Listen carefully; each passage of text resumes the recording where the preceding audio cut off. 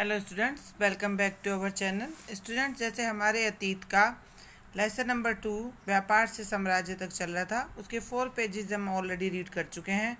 हमने कंपनी के अफसर नवाब बन बैठे, यहाँ तक इस पैराग्राफ तक हमने रीड कर लिया था किस प्रकार से कंपनी के अफसर यहाँ व्यापार करने आए थे और धीरे धीरे यहाँ की रियासतों को खरीद कर वो अभी नवाब कहलाने लगे।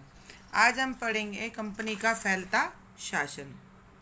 1757 से 1857 के बीच ईस्ट इंडिया कंपनी द्वारा भारतीय राज्यों पर कब्जे की प्रक्रिया को गौर से देखा जाए तो कुछ खास बातें सामने आती हैं।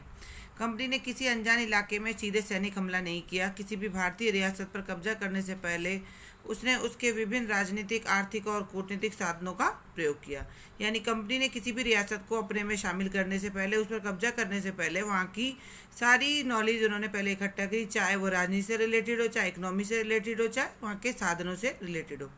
1764 में बक्सर के युद्ध के पश्चात कंपनी ने भारतीय रियासतों में रेजिडेंट तैनात कर दिए जो कंपनी के राजनीतिक या व्यावसायिक प्रतिनिधि होते थे। 1764 में जब बक्सर का युद्ध कंपनी जीत गई तो उसने वहाँ पर अपने रियासतों में रेजिडेंट तैनात कर दिए थे। ठीक है, उनका काम क्या होता था?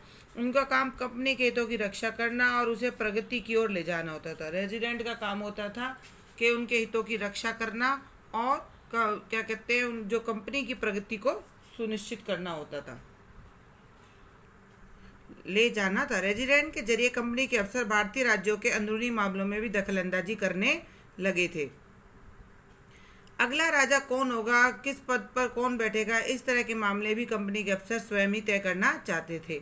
कई बार तो कंपनी रियासतों पर सहायक संधि भी थोप देती थी। जो रियासत इनकी बात को मान लेती थी उसे स्वतंत्र सेनाएं रखने की आवश्यकता नहीं रहती थी, उसे कंपनी की तरफ से सुरक्षा प्रदान की जाती थी। सहायक संधि क्या होती थी? कंपनी कहती थी तुम्हें अपनी सेनाएं रखने की आवश्यकता नहीं है, हमारी जो अंग्रेजी सेना है वो आप लोगों को सुरक्षा प्रदान करेगी। जब आपको इसमें युद्ध में इसकी आवश्यकता होगी तो हमारी सेना आपकी मदद करेगी।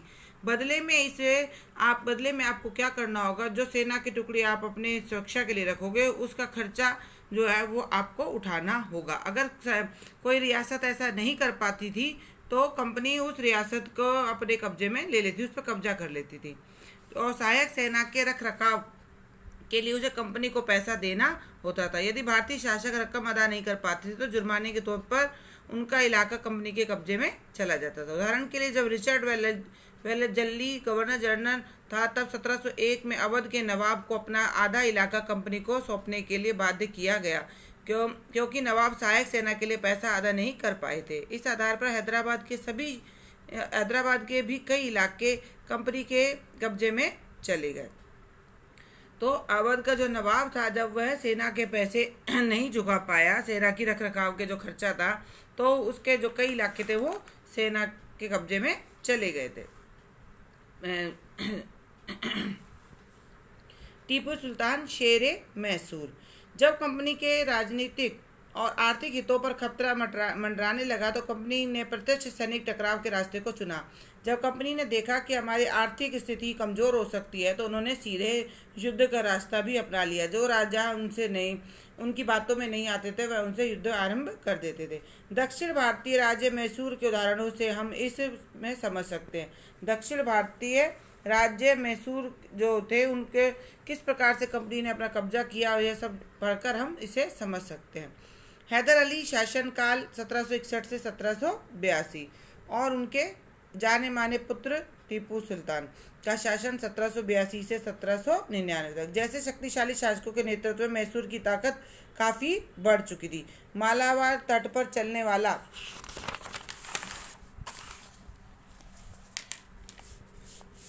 व्यापार मैसूर रियासत के कब्जे में था और यहाँ से कंपनी काली मिर्च और इलायची खरीदा करती थी।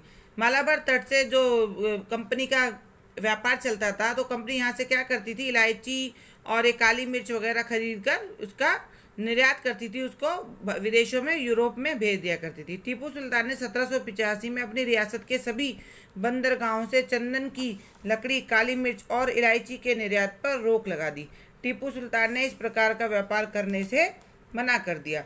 टीपू सुल्तान ने स्थानीय सौदागरों को भी कंपनी के साथ व्यापार करने से मना कर दिया। टीपू सुल्तान ने जो वहाँ के लोकल व्यापारी थे उन्हें भी मना कर दिया कि वह भी कंपनी के साथ किसी प्रकार का व्यापार ना करें। टीपू सुल्तान ने भारत में रहने वाले फ्रांसीसी व्यापारियों के साथ घनिष्ठ संबंध स्थापित कर लिया और उनकी सहायता से अपनी सेना को आधुनिक बना लिया। टीपू सुल्तान ने बजाय सेना से संबंध स्थापित करने के, उन्होंने जो वहाँ के फ्रांसीसी व्यापारी थे उनसे मित्रता बढ़ाई और उनकी मदद से अपनी जो सेना थी उसको आधुनिक बनाया, यानी उसको आधुनिक युद्ध के तरीकों को सिखाया। सुल्तान के इन प्रयासों से अंग्रेज बहुत नाराज हो गए। उन्हें हैदर अली और टीपू सुल्तान उन्हें हैदर अली और टीपू सुल्तान बहुत महत्वाकांक्षी लगे। अंग्रेजों को महसूस हुआ कि ऐसे शासकों को नियंत्रित करना और उनका दमन करना बहुत जरूरी है। नतीजतन मैसूर के साथ अंग्रेजों की 4 बार लड़ाई हुई। श्रीरंगपट्टम की आखिरी लड़ाई में कंपनी को सफलता मिली। अपनी राजधानी को बचाते हुए टीपू सुल्तान की मौत हो गई और मैसूर का राजकाज पुराने राजवंशों जैसे सिंधिया, होलकर, गायकवाड़ और भोसले के हाथों में सौंप दिया गया। यानी टीपू सुल्तान के मरने के बाद राजवंश जो था 4 राजवंशों में उनकी रियासत जो थी बट गई थी, सिंधिया, होलकर, गायकवाड़ और भोसले। ये सभी सरदार एक पेशवा यानी सर्वोच्च मंत्री के अंतर्गत एक कन्फेडरेसी राज्यमंडल के सदस्य थे। यानी ये एक मेन हेड होता था, इसमें पेशवा और बाकी इसके अंडर कार्य करते थे। इस राज्यमंडल का सैनिक और प्रशासकीय प्रमुख पेशवा होता था और वह पुणे में रहता था। जो ये मंडल था इसका हेड कौन होता था? पेशवा होता था और वह कहाँ रहता था? पुणे में। महादजी सिंधिया और नाना फडणीस 18वीं सदी के अंतिम 2 प्रसिद्ध मराठा योद्धा और राजनीतिक थे। एक के बाद एक हुए अनेक युद्धों में मराठों ने कंपनी के आगे घुटने टेक दिए। 1782 में पहला युद्ध सालबाई संधि के साथ समाप्त हुआ, जिसमें किसी भी पक्ष को जीत हासिल नहीं हुई। दूसरा अंग्रेज मराठा युद्ध कई मोर्चों तक चला। इसके फलस्वरूप उड़ीसा और यमुना के उत्तर में स्थित आगरा व दिल्ली समेत कई भूभागों पर अंग्रेजों का कब्जा हो गया। जो मराठा और अंग्रेजों के बीच दूसरा युद्ध हुआ उसका नतीजा यह निकला कि वह हार गए और कंपनी जीत गई और यमुना और उड़ीसा के बहुत से प्रदेशों पर, यमुना के उत्तर में जो यमुना नदी के उत्तर में स्थित जो आगरा है, दिल्ली और कई उड़ीसा के प्रदेशों पर अंग्रेजों का राज हो गया। अंततः 1817 से 19 के तीसरे अंग्रेज मराठा युद्ध में मराठों की ताकत का पूरी तरह से दमन कर दिया गया।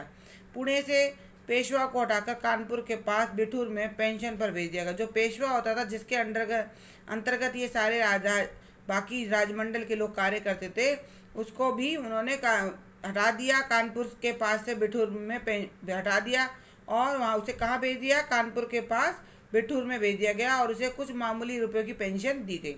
अब विंध्य के दक्षिण में स्थित पूरे इलाके पर कंपनी ने अपना नियंत्रण स्थापित कर लिया था। दक्षिण के विंध्य इलाके में कंपनी का राज्य स्थापित हो चुका था। ओके स्टूडेंट्स, यहाँ तक आप इसे रीड कर लीजिएगा। नेक्स्ट वीडियो में मैं इसके आगे का रीड करूँगी।